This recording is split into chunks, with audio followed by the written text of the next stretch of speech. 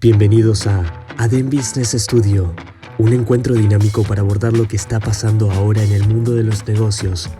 Puedes vernos o simplemente escucharnos. La conexión está asegurada. ADEN Business Studio comienza ahora. Yo soy Janelle Nostroza y hoy los invito a conversar en este espacio con Manfred Koper para hablar del lado oscuro de la sostenibilidad que ha puesto en jaque a muchas empresas a nivel internacional luego de esta pandemia. Manfred Koper se desempeña como Senior Manager en Ernst & Young y es un crack en materia de sostenibilidad. Tiene más de 10 años participando en el desarrollo de proyectos en Centroamérica, ha colaborado con importantes instituciones internacionales, gobiernos y sector público y privado. También es conferencista internacional. En definitiva, un crack en materia de sostenibilidad. Manfred, bienvenido. Muchas gracias, Janet, por la introducción y por la invitación a participar de este espacio, Pura Vida. Bueno, estamos muy curiosos de saber qué es lo que ha pasado en materia de sostenibilidad a raíz de esta pandemia y por qué se está diciendo que hay muchas empresas que se han puesto en jaque. ¿Cómo lo ves tú? Creo que la pandemia le ha mostrado a los empresarios que se debe de contar con una estrategia de sostenibilidad robusta que efectivamente contribuya a tener un negocio más responsable en lo social, ambiental y económico. ¿Por qué lo ha exacerbado la pandemia? Bueno, porque es muy fácil darse cuenta cuando teníamos un programa de responsabilidad social y no de sostenibilidad alineado al negocio, que muchos empresarios optaron por cortar esas donaciones o esos apoyos filantrópicos porque eran proyectos que no estaban realmente alineados al negocio. En el área de responsabilidad social lo que tenían era un departamento que se dedicaba a recoger basura o a pintar escuelas como su gran contribución al desarrollo de nuestros países. Entonces, ¿qué es lo que los tomadores de decisión del sector público y sector privado nos preguntan?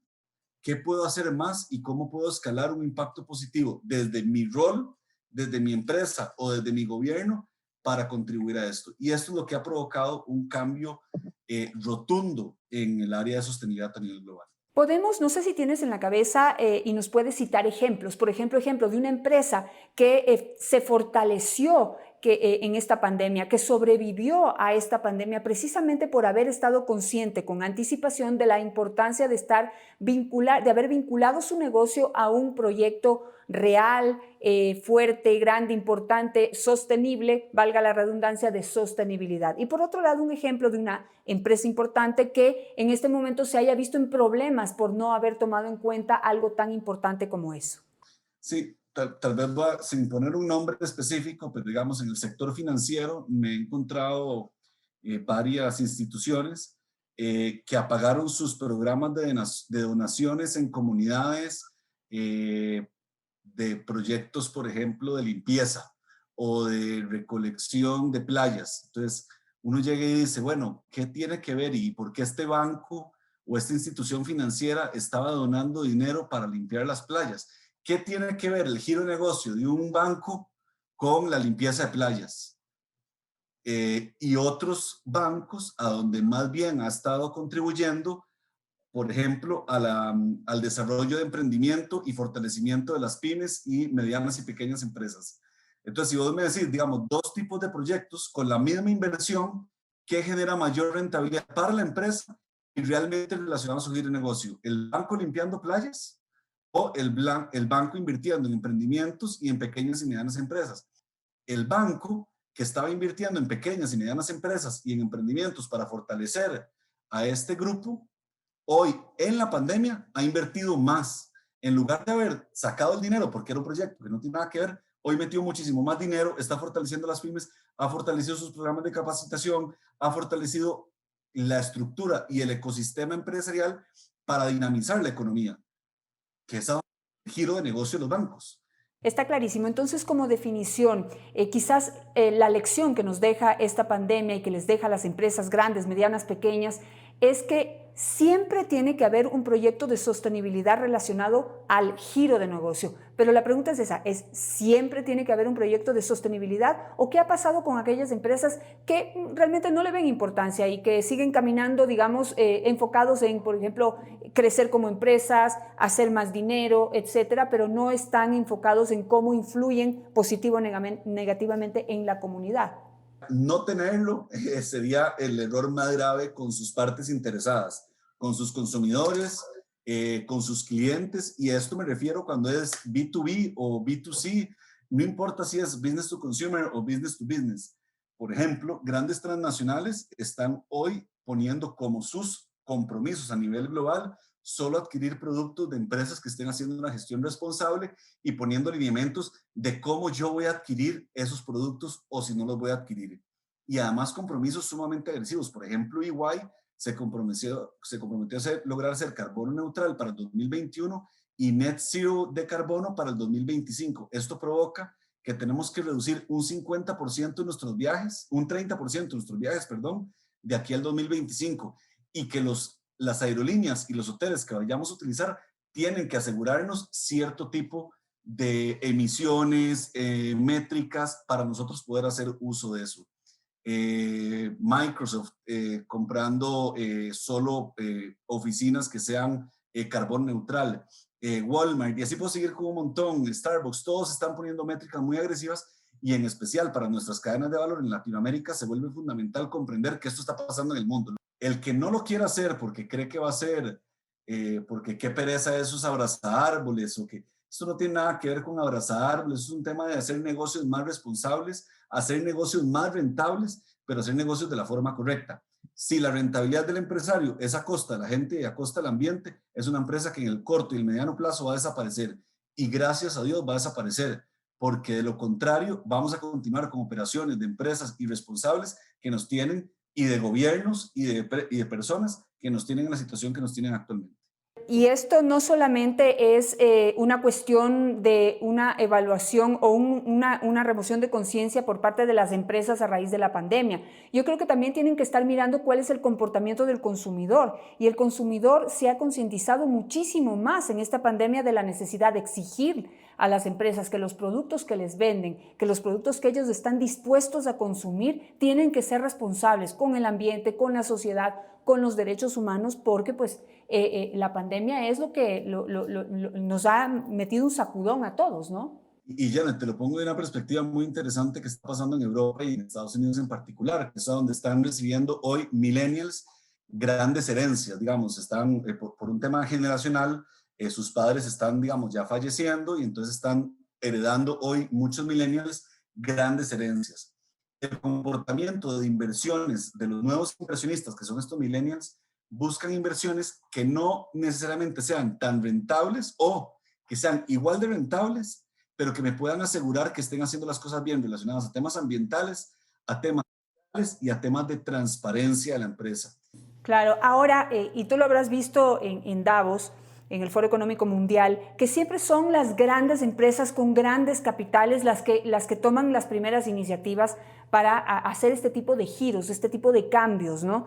En favor del ambiente o de los derechos humanos. Pero siempre a los países latinoamericanos, las empresas que están en países latinoamericanos que son originarias de nuestros países, siempre están más atrás. No quizá porque no sean conscientes, sino porque estos cambios implican costos importantes para poder cambiar, por ejemplo, su línea de producción, su maquinaria, y poder volverla mucho más acorde a lo que estos inversionistas exigen o a lo que empresas como la que tú trabajas exige, en el caso de la hotelería, por ejemplo. Entonces, ¿cómo hacer también que haya esa contribución, esa colaboración, ese apoyo por parte de los grandes a los más pequeños para que todos vayamos en el mismo camino, ¿no? Por la misma vía? Primero, ya el mundo está globalizado, y el tema de las pequeñas y las medianas empresas, a pesar de que obviamente presenta dificultades distintas, no significa que uno en una pequeña empresa no pueda hacer las cosas de forma responsable y de forma correcta, cumpliendo con la ley o la legislación de cada país, y además cumpliendo con ciertas características básicas. Eso sería como decir, bueno, por ser pequeña yo no puedo llevar la contabilidad, o yo no puedo tener un departamento de ventas. Así de importante es el departamento de ventas, el departamento de contabilidad, que el departamento de gestión de responsabilidad, el departamento de gestión de sostenibilidad. Entonces, por ejemplo, nosotros estamos trabajando con una empresa de telecomunicaciones en toda Latinoamérica, capacitando más de 200 pequeñas empresas en un plan de sostenibilidad para ir mejorando y avanzando en este proceso de gestión. El que no cumple a lo largo de los 3 años, después de un proceso de capacitación pagado por la transnacional, pues quedará fuera.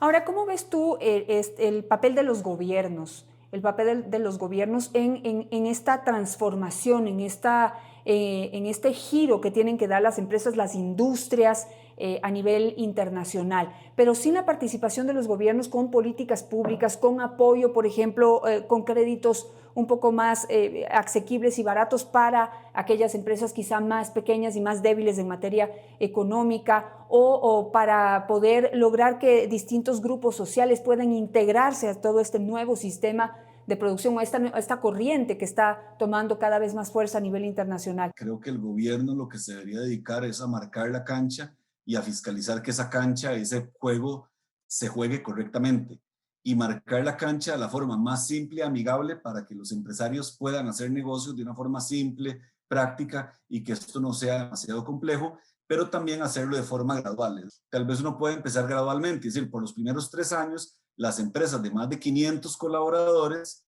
deberían de reportar en reporting no financiero. Avisarle a las demás de 100 empleados, que sería la segunda ola, a partir del año 4 ustedes van a también tener que reportar, y después en las pymes. La expectativa de los gobiernos, que promuevan, incentiven, organicen de forma práctica, sencilla, y que además busquen incentivos para reconocer a las empresas que lo están haciendo bien, pero que fiscalicen a las que no lo estén haciendo bien. Una última pregunta. En todas las notas que leí para poder hacer esta entrevista, la Organización de Naciones Unidas insiste en varias declaraciones que tras esta pandemia sus ODS están en riesgo, están en peligro. ¿Cómo lo interpretas tú? ¿Realmente lo ves así? Porque por otro lado vemos el Foro Económico Mundial, en donde las empresas se reúnen y dicen todo lo que tú has descrito, ¿no? Que hay que alinearse a respetar el ambiente, a tener un verdadero programa de responsabilidad social. Es decir, me suena un poco contradictorio, pero ¿tú cómo lo ves? ¿Realmente están en riesgo? Definitivamente están en riesgo, y justamente el call to action para el sector empresarial justamente provocó esto. Es decir, en un principio los objetivos de desarrollo sostenible, que ya se venía hablando que esto era una solución entre el sector público, sector privado y sociedad civil, trabajando en conjunto para resolverlos, muchos empresarios decían, bueno, que el gobierno nos vaya diciendo, o Naciones Unidas, y ellos ahí van a ir tratando de resolver los desafíos a los que nos enfrentamos.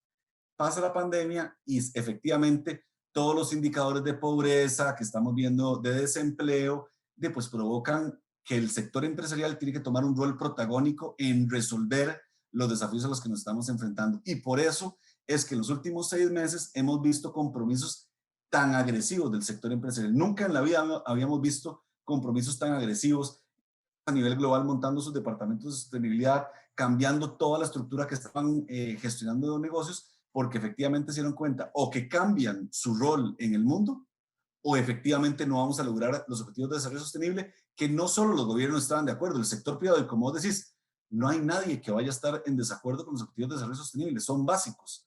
Perfecto, Manfred Koppel, muchísimas gracias por estar con nosotros en este podcast de ADEN International Business School. Queremos hacer un aporte importante al desarrollo de las empresas, al desarrollo de los negocios, y pues nos agrada y nos complace muchísimo haber tenido a un crack en materia de sostenibilidad como tú.